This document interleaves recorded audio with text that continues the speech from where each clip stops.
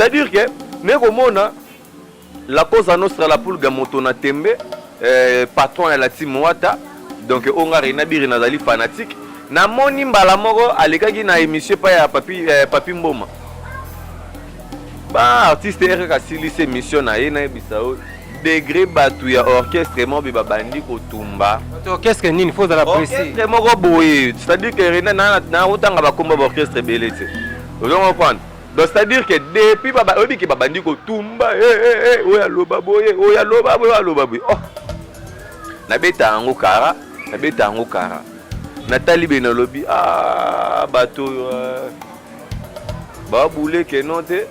de biso ba fanatique ya la cause nostra la poule galorwa to fande ki ma beto tikela bango ta ke non te toza bayuma tant to zangi ya koloba tant to zangi nité c'est-à-dire que bato ka yo ebe na bangwana ba angelo te lokwa ba bato biso pe to ebani pe na ba Arsoana anano mal éduqué à l'équipe ne quand commencer mbala moko koloba n'importe quoi azo diminuer na biso des fois na talié bena bité babiloko boye eza ya ba commencement il faut ko yeba da ko boma moto tango zo linge banda mbala moko na bwakeli bango charge nucléaire basiku nucléaire te chargeur kara ya pamba ya nucléaire mbala moko ekoba marambo simba benda kanga luka abiri bakangai no mona vraiment webi ke za ya la leader rebelle la kata mboko bato balinga bango te leader neti nini po biozo baka ki ba leader rebelle mezo ko tanga ta ko mo leader rebelle c'est-à-dire que so betara no musique ta usala ngo distraction yo makambo yo sala ki mampo lo baki ba sepela ino bazala ki te ngana lobe makambo contre mututé c'est-à-dire que na ye pona ba makambo elekete lo be makambo gilelo que je suis vraiment émis de compassion. Tant on a mon acquis, la taliboé la cause nostra la foule gamoto na tembe. Donc veut dire que à Longoli ma colonie n'a parlé à Kikota le big boss, le roi de la forêt. Na biso jour on a santa ki le roi ba chaîne et bukani na nzoto. Ola bule ujo ngopoza pembeni hata msonga ko fuka mandeli bosse ya igwe te bafuka mare pa nzambe muta mugili bafuka miela raete igwe le roi de la forêt azali humain aza muto azana ba personnalité na ya zo mériter ba respect na ye mais azali ko mériter te que non a adoré comme linga ba bureau DC na dossier na do balandelelanga au public qui na bosse une question au public qui ba conversation mobile na page Facebook na yo c'est comme si vous avez agressé bazali ko landa yo ngana zonga na oka mo na fanatique ya musicien mo balaka na poto azo bengo pe na téléphone azo loba na otsa $2000 na nganje bakanga o na bise mais faut ali boma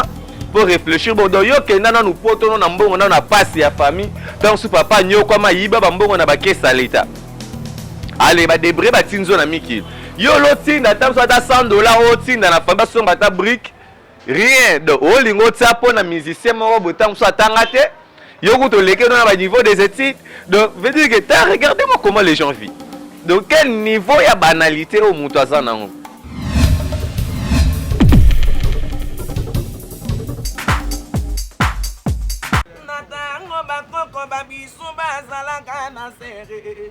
Émergence One TV a tout elenga bandeko. Bokoye ou pas, puis vous ressentir. Bah voir moi bini balé, tiens, Émergence One TV. C'est la parole de Yannick Dindo, le fils du roi. Puis abonnez-vous massivement. Chaîne en ligne, Émergence One TV.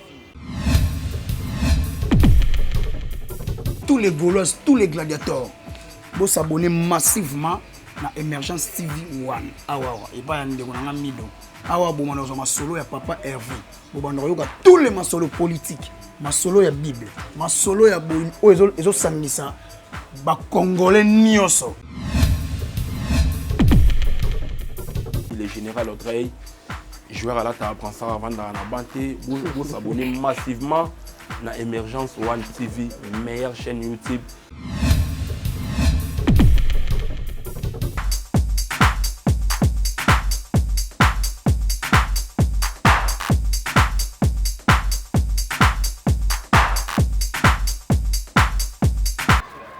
Oui, salut fidèle internaute, vraiment, le plaisir est pour moi parce que le Seigneur nous a fait grâce et nous sommes encore en vie. Et les lots, vraiment, Moussa les a toujours continué dans le cadre de l'actualité. Et Emergence One TV vraiment a présenté vraiment merci naïe et pas abonner nous surtout oyo landaka biso et abonner nous surtout au balingaka monsieur Sapis ainsi que toute son équipe vraiment où ils accompagné na Tariki Ngango, le richissime de la presse et surtout na Junior Kapaya, Piska Swanga, Benjamin de la presse, Moninga Nanga tous les temps vraiment. Équipe nous sommes et accompagné à M. Sapis, donc tous en Esengo, parce que tu es qui bozaka toujours là pour la bisou. Un grand merci à Sandra Mbabo et surtout Carlos José, et puis Maître Fabrice Loboko, et surtout Carla Itonga depuis Londres, et puis Francine Dombe, Nakande Chama. Merci pour votre soutien à Bino, vous continuez toujours. Et le autre avec l'homme de l'actualité, donc tout ça qui est vraiment un fort local parce que ces derniers temps, Azaï comme on a été déjà, on a déjà la image de René Abiri, donc c'est avec lui pour mettre un peu sur l'actualité, sur la clash, et Malobanio surtout et l'Obama qui autour. Il y a Héritier Watt et puis Ferrego là, il y a un autre René Abiri. Abiri, bonjour. Voilà, bonjour Naomi 2 et puis bonjour aussi na Batutu au Balingarabi au monde entier, Bazoraton. Na bango pona otala biso na ba etandoke na bango et bonjour à Paola Schengen qui est à Londres. Moi sonza mbazu tant que la pendant une année Corneille de Dossi Givenchy a tembe Paolo Veri de sous amoté ma maman moi c'est que pourquoi pas dire un très grand merci à papa Patou mon konzi à KLM mon tuile là depuis quelque part Gabi le Poké Malcolm X veut dire que bosé belé éloge mouya ya l'original et les véritables mouya ya ba éloge mouya ya bambote no aussi kozali donc grande sœur nanga grâce Lumingo depuis les États-Unis bambo théâtre de Rena Biraza donc to solar et puis Spiritas les bérets rouges de Wata na monde dans ces vols. Oui, René Abiri Azali, mais René Abiri c'est dernier temps René Abiri Azomona et Panzani Kinshasa Mbake René Abiri Azali qui aux arrêts René Abiri bakanaki na kan lufungula parce que René Abiri a tenu ba propos moko ya malamu te à l'égard ya frère Gola le padre. Bon, on est déjà René Abiri ndenga zaboé donc pour jusque là maintenant on a tikali ko kangamate soit nazala na maboko l'état et puis depuis na botama donc bah souciat vraiment la côte donc soit une fois donc ce n'est pas vraiment ma vie aux autres représente vraiment vie nangate et na côte rapide bah souciat soit na tenza mémoire bininga batela toujours par rapport à game et René Abiri n'a pas de problème envers quelqu'un ou quel que soit sopenenge nini pona ki ko se retrouver na katsaka lufungula donc ezaka ba menace ya ba oyo ba yebi o bazali ko sala na ndenge na bango mais sinon René Abiri azali donc nara na katsaka ghetto quoi. Oui, René Abiri Azali, René Abiri Yoyo. Alors René Abiri, qu'est-ce qui vous a plus motivé? Il y a tenir ba propos au tenir qui pour na leader na biso ou ça leader ba congolais Ferrego là parce que bazo baté origine ya makambo ezalaki nini? Origine ya makambo ezalaki nini? Oui, bi que na Congo vraiment toi là na ba artiste musicien belé.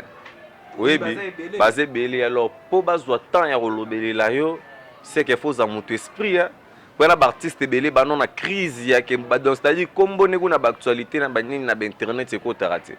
Même matin na ba Facebook na ndenga ba page. Ozo ba ko taraté. Mais sinon il ne faut pas dire que non qu'est-ce qui vous a motivé non. René Abiri n'a jamais qu'on la motivé dans la négativité. Jamais. Parce que non mouton non se respecte cadre non na sa famille. N'a peut soso comprendre. Et alors et quoi arriver que René Abiri de yamana na bande ko loba il faut qu'on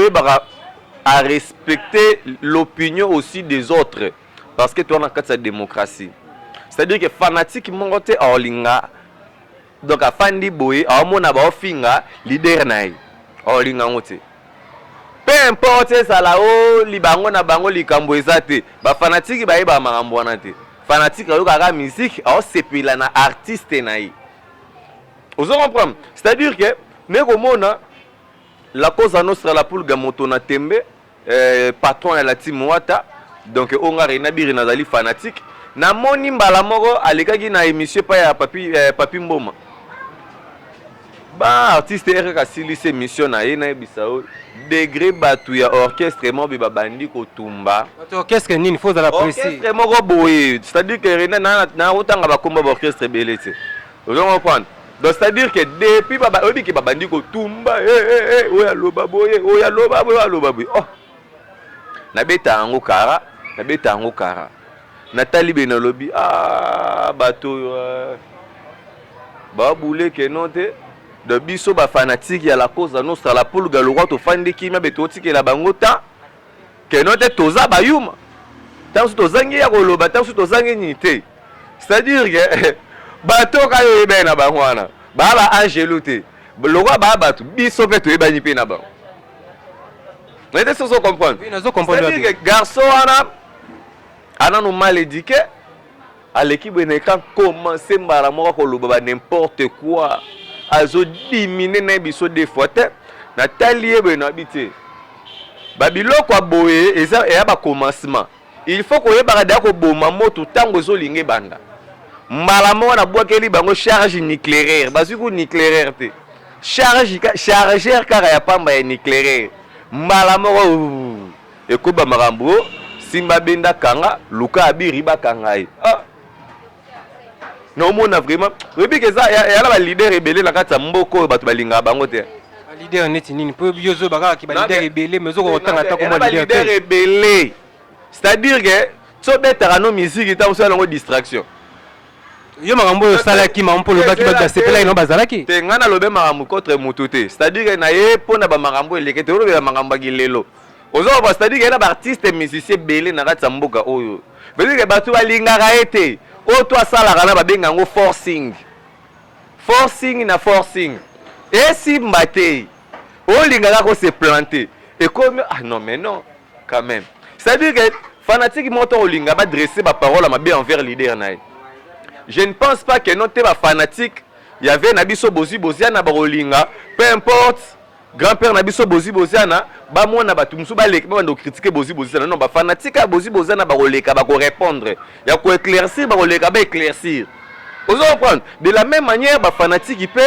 il y a fallu poupa ba rolinga te ba mona individu moko boya telemi na TV ta muso la tarabiente azo critiquer fali ba warrior ba kotomboka ndenge moko pe soki pe ke no te ba moni ke no te a ba fanatique héritier watana bisuko ba biso ba spiritas ba beret rouge de watanangola veut dire que to fandi be to mona ka ke no te ba fanatique orchestre moko bonte ba banda ofinga leader na biso non ba YouTube bo wana ngo biso pe to wana ba Facebook bo wana ngo biso pe ba fanatique pe to wana c'est-à-dire que to aussi là na biso pour prochainement bozongela te vaut mieux quoi arrêter ba bangamba bongo avant et alors Rena Biri n'a pas de problème n'artiste moi mais si c'est songolo par la main to e bango kaka merci par rapport ya masoloni za kotambola omoni likambo va muta répondre tebi ke zana moko muta bandaka yo po o leka na TV parce que yo soko leka ba bio tumbaka ka mboka présence na yo na TV za ka mabe poso leki o luba pe ka mabe siko nani o ya bandaki po ke yo ke ni abiri o répliquer parce que yo zo confirmer na batu question na legi na lubara mabe nga vraiment Nzambe Rena Biri témoignage na nga vraiment komanda bwe même ko no dae échanger et ça là quand même moi bien tu éviter de souhaiter liwate mais to zala non mais sinon veut dire que bango nde ba banda yinga ba fanatique na bango nde ba banda ki otumbolanga pourtant ba bandi o critiquer muto nga na place ba place moko boy na mono zo yaka na loengo kitisai faut na réencadrer mbaramo c'est-à-dire que ba banda ki ba preuve ba vidéo ezali ota la vidéo nga na sala ki na ba vidéo bango ba banda ko sala au mona que no différence ba jour eza ya ke bango babandaki Rena Biri réplique parce que yo nde bene tumbinde mboka yo bene etumbi mboka kasi bakanisi ke baoloba bien bakanisi ke baoloba bien mais nzora nde baoloba mabe balobaki belé mais balobaki propreté fallait so ko réencadrer ba ko talisa bono histoire après histoire to la kana histoire de avant histoire na après histoire sur le temps. Merci vraiment René Biri toujours qui est vraiment l'émission parce que nous tous habitons à atteindre belé pena tina yo pena parce que tout ko retenir yo pena troté et René Biri message nini o iko pesa na public ko bazali ko tolo parce que nous on a ba yinio baza ebelé ba bazo sepela no baza tellement ebelé parce que zo défendre ka mususu pona oboma ka mususu batu ba yini nga batu ba yini na ba ngate batu ko ba sepeli na comprendre ndeke batu ebelé balinga nde kutunga ko lega ko ba leader ebelé na katsa mboko balinga ole ba leader ebelé na mboko bato ebelé nde vraiment ba le ba na moni ma bato ebelé bazobe rebi ke ministère masoza bato ba lingote na mboka boya bien te faut kende no ata ba Zimbabwe ata ba kata kokombe na bakati kuna po baime bato normal baolingo susu te donc sere nayebi te so tochange cop sango etamboli René Abiri. bon ya olobaka ke eza kaka no te orchestre na bino oyo olingaka mingi eza na 2 albums wana na kati ya marché.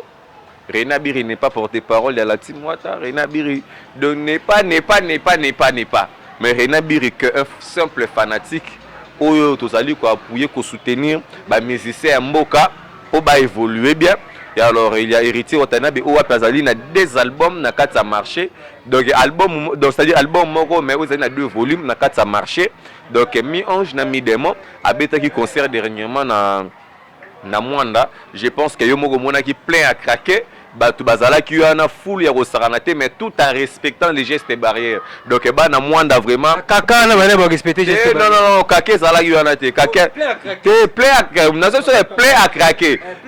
Pour respecter les gestes barrières. Donc ça mutu la muta bo so matin au compter batu na Mwanda. Tozo atela te lokaba concert à batu mususu bo so atenta au compter batu. Bozo atenta au compter batu c'est que plein à craquer. Kasi plein à craquer c'est-à-dire que le monde était là donc il y a ndenga kosarana te mais tout en respectant les gestes barrières. Au moment que mutaye concert aza bien cachiné la preuve année au tala na vidéo la ba air mo héritier na ba mutu toza na cache la tombola likolo. Au tali public ba tomboli ba cache so deux fois te. Donc mutu na mutazana tout en respectant gestes barrières bien bon rona ba sokola maboko. Et ça vraiment l'aise ba na Mwanda ba binanga René Abiri. Sur le écran, yebisa bato monde entier. Toyoki musique ya héritier. Tokanisa ki ndenga héritier ki kobeta ana Mwanda, a obete la biso ba nzembo ya interprétation. Mais to sutuki abeti ni album oyo tikoleka, mais abete li bango mi ange mi démon veut dire que kobanda na première chanson volume 1 tina suka na deuxième volume. Yala ki deux fois te au pesimbo mwa boy public ebini. Non, bana Mwanda vraiment, bo sepeli singa vraiment est trop, ba message na bino vraiment commis. Mais apparemment pe mi ange mi démon et vandi pendant non pendant c'est comme si mi ange sango sous moi makambo. Mi ange mi démon ça vraiment ko fanda à part ka kende ba bato ba distraction, ba bato mususu ba moni ke muto azo évoluer mbango. Et ya bilomo bezala ke no wale no tam su liboso. Otala rabo mutu mo ba uti ku place oyo ko to satanda ite. Kuna na lo débat aleki mba mo wa so olotala mutu ngo otala ete otala ka place outi donc tikali magidi babwe babiloko ngwana ba prise d'air donc la cause annonce la pour déjà les cas bango à les cas déjà ebelé na kati ya musique ya Congo azali wana azali ko bundela toujours pour la culture na biso évoluer déjà dans quelques jours to banda ko leka pour na ko annoncer na bino que notre artiste obso to za ba fanatique na ye akobeta mo bange na featuring. Donc c'est-à-dire que waneza babiloko mo besangani na ba afro Congo esangani na ba donc na kindombolo donc c'est-à-dire que loko mo be ndenge ya bongo na ezalate na monde notre artiste qui a plusieurs couleurs a repéré ce son mettre to s'abonner massivement na page YouTube comme héritier Wata de beau s'abonner beau partager beau kabasson. Je vous assure vraiment mes chers frères, mes chers collègues, mes chers compatriotes, il y a vraiment du lourd au Soroyoki veut dire que la petite vient. Merci vraiment René Abiri pour la précision pour le mouvement à la team Wata. Et nous avons une question parce que tu sais pas t'embêter tu sais tout écouter na quoi. Donc geste au héritier Wata na basai ko kinikotique la phénomène le roi de la forêt disque naïe. Tangu yo monaki yango sala ki yo ndenge nini par rapport makambo tout et les wana. Bon oui que je suis vraiment émis de compassion tangu na monaki yango. Na taliboé à la cause nostra la pulga moto na tembe. Donc veut dire que alongoli ma colonie na parlé à Kikotala le big boss le roi de la forêt. Na biso jour wana na santa ki le roi ba chaîne ebukani na nzoto. Ola bule ujo ngo poza pembeni hata msonga ko fuka mandeli bosse ya Igwe. Ah te bafuka mare pa nzambe mutamugili bafuka miela raete Igwe le roi de la forêt azali humain. Aza muto azana ba personnalité na ya zo mériter ba respect na ye mais azali ko mériter te que non a adoré comme étant Dieu non. Wana na sali vraiment ba bengi blasphème. Donc na ko sala ngote mais je respecte bien le big boss le roi de la forêt. Donc na santa ki ma le roi ba chaîne e katananga. Na te le big boss ba solo le bien héritier Watanabe. Ah, na milobelika ke non tenga René Abiri. Donc fait dire que faut vraiment toquer tout le monde les big boss le roi de la forêt na maman na Sylvie Mampata. Donc fait dire que ça lenga vraiment bien. Oui, grand frère Nabino ya Wenge wazaki chef d'orchestre ya Wenge musique à maison mère bientôt zo bimisa deux disques na ye dynastie et puis harmonie et chance nous allons couper ça na doyen na bino ya wenge musique à maison mais ah veut dire que bon maman sous moni nga na René Abiri nga na cardinal veut dire que nga na ndenge moko na ba Lil Wayne ba Eminem ba nani ba to ba likolo vous comprenez sinon donc ba maman sous donc René Abiri akolobele lango te donc il veut dire que donc donc il veut dire que marambo to linga to solo na marambo lekende tam sur les 18 ya marambo les 18 de marambo ya lelo lo to le 4e les deux talara yo mura les deux les 18 donc veut dire que na habité son à répondre ni par rapport à là mais c'est une question faut mériter réponse te bo wala nga na ebi marambo wana te ya solo wana ça va tellement de difficulté à répondre déjà pas fan il y a difficulté donc veut dire que René Abiri ok merci vraiment juste un mot de la fin pour que toi kabwana yo veut dire que oloba mingi ezate banzembo eza wana na kati ya miyonji midemo boyoka yango René Abiri yo munabino oto na besoin tant soit contacter nga abengaka na plus 243 ya Willy Moucheni code Mboka 82 030 88 80 veut dire que na linga pena baxela batu komoni na Congo babos ebele baya na bango baya bakuta Willy Moucheni na la ba musuku badaya batikala Willy Moucheni kana la ba mususu bakoya envie balaka su na mbongo te mais Willy Moucheni ala kana la veut dire que azali mutu okombo yo kana taka batebeli ba mususu bauta bangola bauta balufu baya nga patron Willy Moucheni atale bwa sekatikele 2 semaines à pamba ba mutu kombo yo kana lisusu te te so bagenda donc mo pona héritier na ba fan tout ya la team wata ba fan tout ya héritier tena bela cause nostra la puluga to partager ka banzembu to yoka to partager c'est vraiment une façon na biso ya ko soutenir notre artiste musicien héritier watana be motona tembe to partager ba chanson na e to yoka vraiment avec exagération et ça la moment qui to makasi ko to za libeta li solo to yoka to zoatan avant de critiquer, il faut bien écouter et puis analyser et après critiquer et puis donner encore les résultats. Des aliments pas difficultés pas fanatiques, il y a orchestre belé ba la quoi. Donc merci beaucoup na Yopé Mido, merci na Batutu, papa Patou Mokonza KLM et Lojumu Yaya, l'original et le véritable. Merci. Oui, ça n'est fini pour cet avant-midi vraiment Tozalaki accompagné na René Abiri au Pazai comme on a été suite ya Makambo et Lubamaki donc le René Abiri ya lobi ba kangaki na bango yete ba sali pe logoté azana e vraiment en pleine forme s'il faut le dire azana en pleine forme. Mais Tselinga ba bureau DC na dossier na do balandelelanga. Au public qui na bosse une question au public qui ba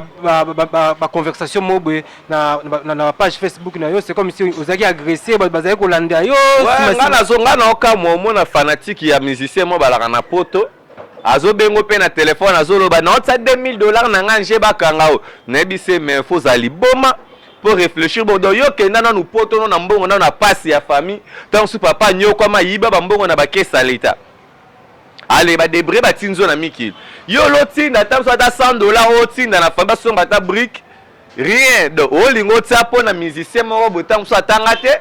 yo ko to leke na ba niveau des études donc veut dire que regardez-moi comment les gens vivent donc quel niveau ya banalité au mutazana c'est l'inconscience. Oui, merci René Abiri donc aux précisions. Donc merci de vous abonner à Emergence One TV, restez toujours branchés, continuez toujours de vous abonner massivement et surtout un grand merci vraiment à l'équipe technique au lieu de assuré par Tariq Ngangou le richissime de la presse Nervis Bino